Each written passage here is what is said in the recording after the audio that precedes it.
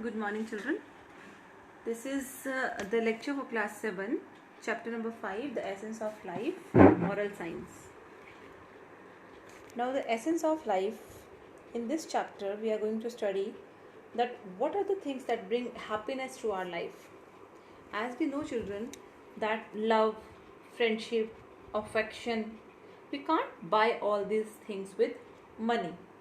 We all live in a society, and we want good neighbors, we want good relatives, we want good classmates, good friends, good members of society, everything we want in a good way. So for making everything good all around us, we should also have some qualities to make the environment cool. So happiness, it cannot be we cannot buy the happiness with the money. So we should have some qualities that can fill our lives with happiness. We should be kind to others, so they will be kind to us. Bad manners like anger, harsh word, they always drives the friends away from us. So not only friends, even the family members, if we are not ready to talk with politely with the members of our family, then definitely they will not be able to share their feelings with us. So the thing that we should have in our life, that we should have some good quality, we should respect others, then only in return we are getting respect.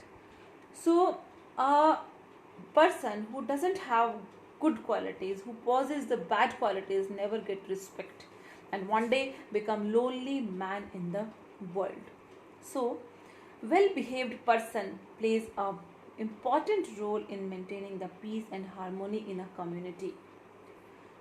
So in this chapter, children, we are going to study about one story, and through this story we will get the answer how the good qualities help the person to become a good human being. So this is a story about the angry prince. Okay, angry prince. That prince, son of king, he was very angry. He was in the habit of getting angry every time.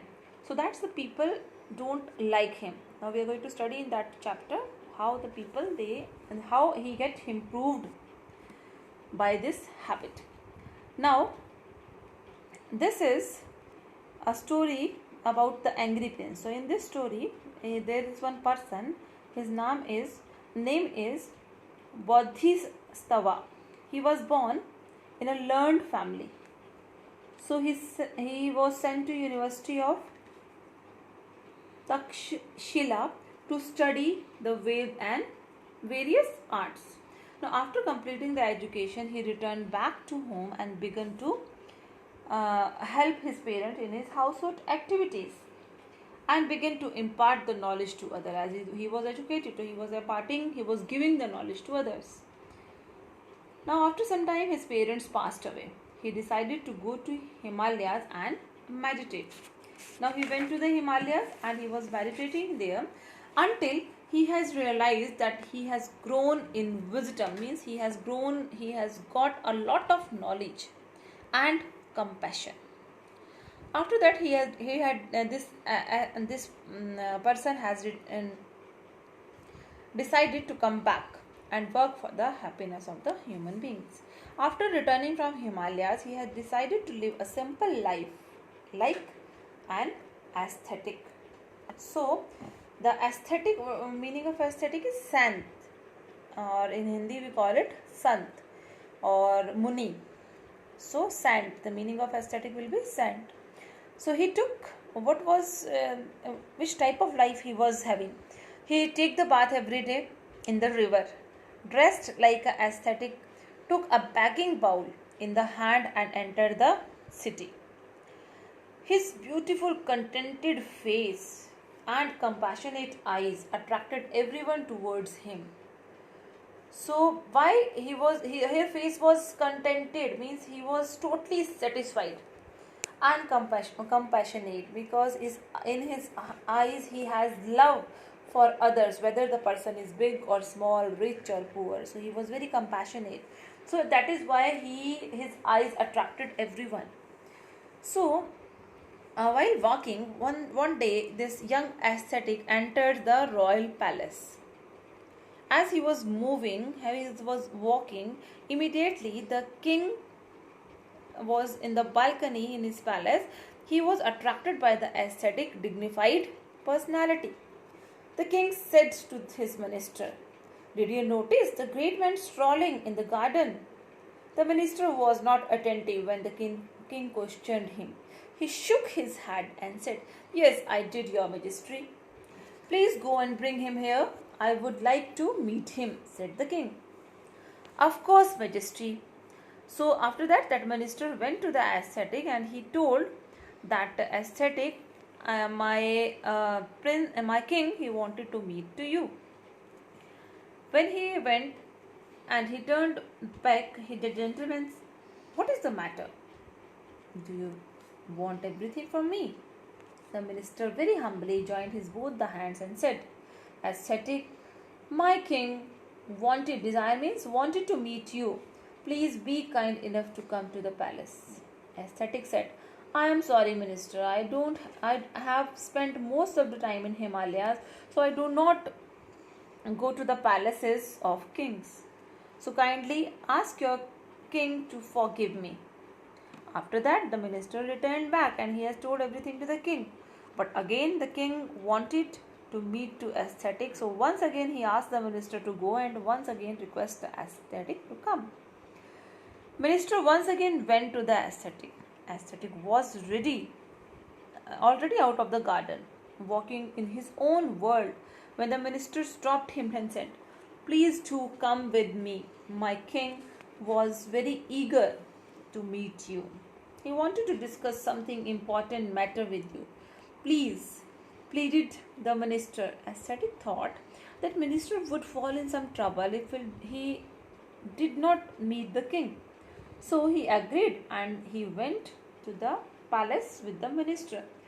Now king has given him a very beautiful treatment, a good delicious meal and full respect to the ascetic. After having the wonderful meal, the ascetic thanked the king and for this excellent hospitality and decided to leave. The king asked, "From where have you come?" Ascetic replied, "I came from Himalayas." Now the king asked, "Now where you will go?"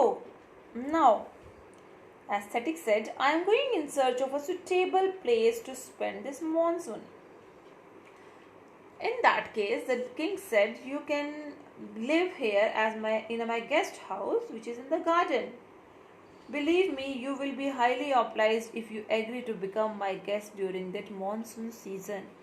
Ascetic was greatly moved to the king's feeling and he was agreed that he is ready to stay in his garden. The king began to make a regular visit to ascetics in the garden. The more he met the ascetic, the more he wanted to know about ascetic and more he became attached to the ascetic wisdom and nobility. Now one day, king told to ascetic,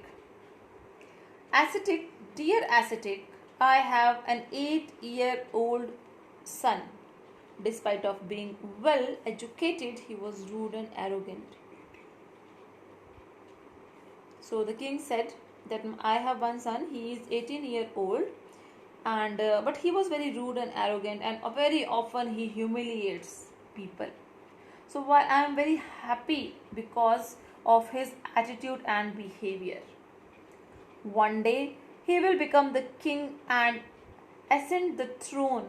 The rule of the king is to treat all the countrymen with love and care, but he treats them very badly.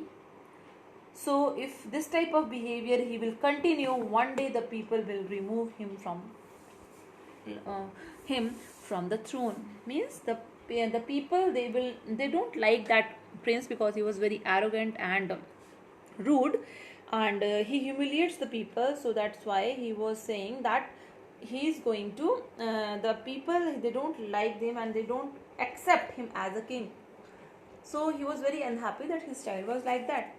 So next day prince went to ascetic The king ordered his son that till ascetic desired you have to stay there only. So the prince doesn't want to leave all the luxuries, and he doesn't want to live in that austerity. But he went there. The ascetic greeted the prince with smile and took him inside the hut. Next morning, he went for a stroll in the garden with the prince. It was a beautiful morning. They saw colorful butterfly, birds, beautiful flowers and trees. The prince was also enjoying the morning.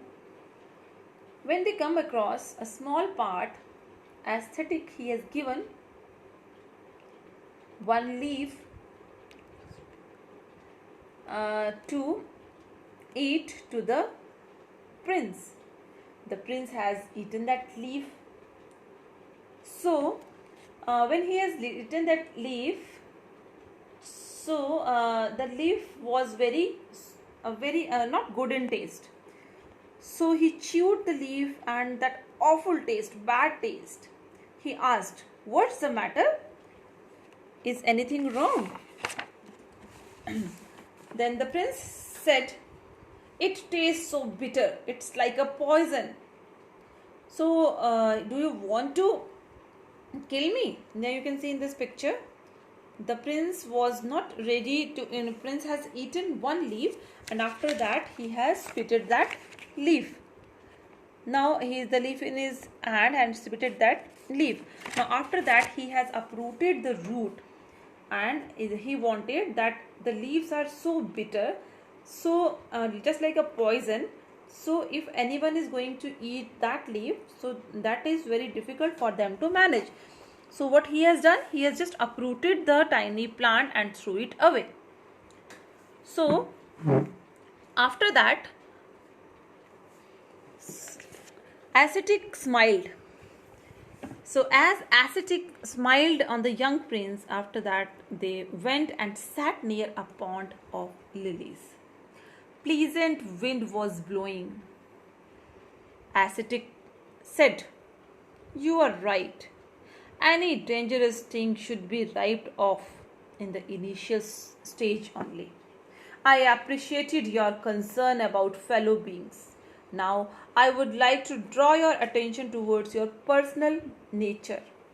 I heard that you are very rude and arrogant to everyone. The people of your kingdom look upon you as an angry and arrogant heir to the kingdom. One day, they will also uproot you and throw you out of this kingdom, just like you have uprooted that plant." The prince was listening to ascetic with patience. He said, "But I am the prince of the kingdom. How can they do this to me?" The ascetic said, "They can do this if they don't find any presence harmful to the kingdom." "Oh no," exclaimed the prince. "Yes, dear friend, this can happen if you do not change your attitude. Hence, take my advice. Uproot all the bitterness of anger," means uproot your angerness from yourself. "And be good and gentle to everyone, whether big or small. Be friendly with everyone around you. Believe me, this can change you and bring your boundless happiness in your life. The people also feel secure and happy, so you will be happy at that time." The prince was listening to ascetic carefully. After that, the prince bowed before the ascetic with gratitude, and he promised the ascetic that from now onward I will change myself. "I have understood your words of wisdom. I will live a happy and meaningful life, and I will devote my life towards the people of the kingdom."